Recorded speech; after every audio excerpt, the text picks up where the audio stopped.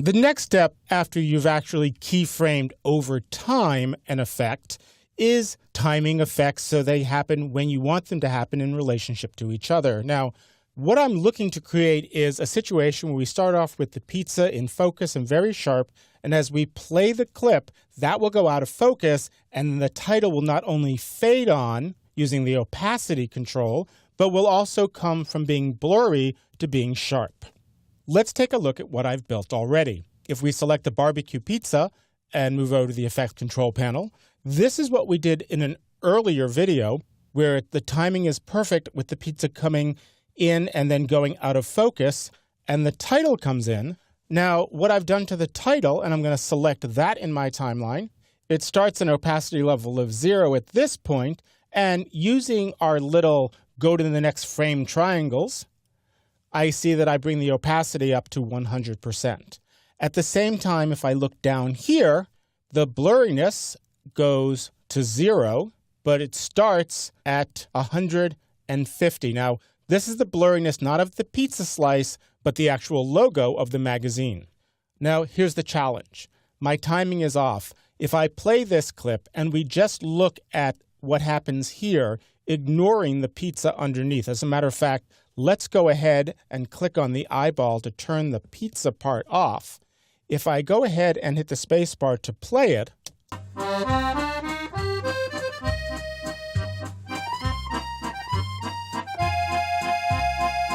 it fades up, but it's not really timed perfectly with the blur. So I either need to move the blur later or bring the fade up sooner.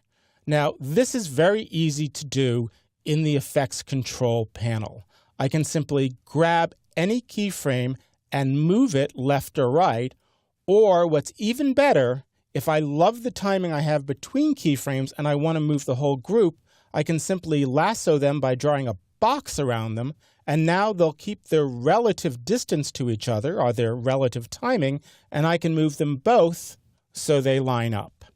Now, this is pretty close, and probably the viewer would not see any difference if this came fully to 100% opaque right after this became perfectly sharp.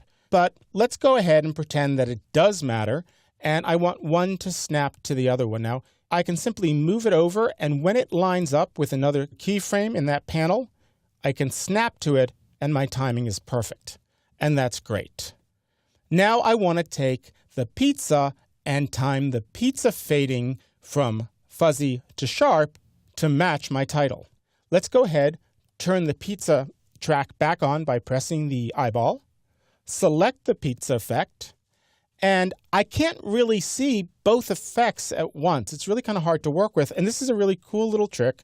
I could go ahead and make this taller, and I'm using my scroll wheel to do it. There's also keyboard shortcuts where you can make your tracks taller or thinner.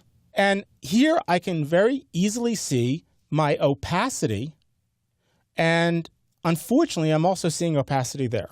And I don't want to. I want to see the blurriness. So I can go over to this little FX, right-click on it, choose Gaussian Blur, Blurriness, and now, instead of seeing where the keyframes are for my opacity, I can see where it goes from sharp to blurry, and it happens a little bit too late. Now, I could right-click here and look at the Gaussian Blur filter on the logo, and again choose Blurriness. And now I can once more see the start and finish timing. So I could try to lasso these and grab them. That doesn't quite work. I could grab this one and move it over. That could be very cumbersome, especially if you go to move something to the left and you accidentally move it up a little bit. You could change a lot more parameters than you intend to. Let me go ahead and press undo and show you a really efficient way to line up these keyframes so my timing is perfect. I'm going to position my playhead right on that keyframe. Now, I could try to eyeball it. If I wanted to, I could just scroll up a little bit, and you see there are keyframe buttons here to go to the previous or the next keyframe. If you go over here and you notice that you can't jump between keyframes because it's not highlighted, even though you actually have keyframes there, make sure that the clip is selected. If the clip is not selected, you won't have that option. Once it is selected, you can simply click on the arrow and jump directly and lock on a keyframe. And you'll notice that's up here and also down here. Now here's the cool part. I've lined it up so the timing is perfect.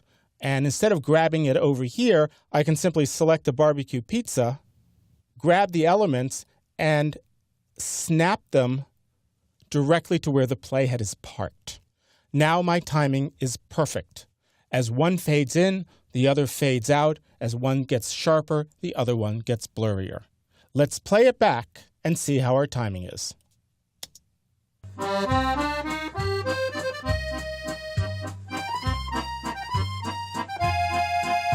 Pretty much what I want. I may speed it up a little bit, but that's how you can actually line up keyframes and reposition them with ease in Premiere Pro.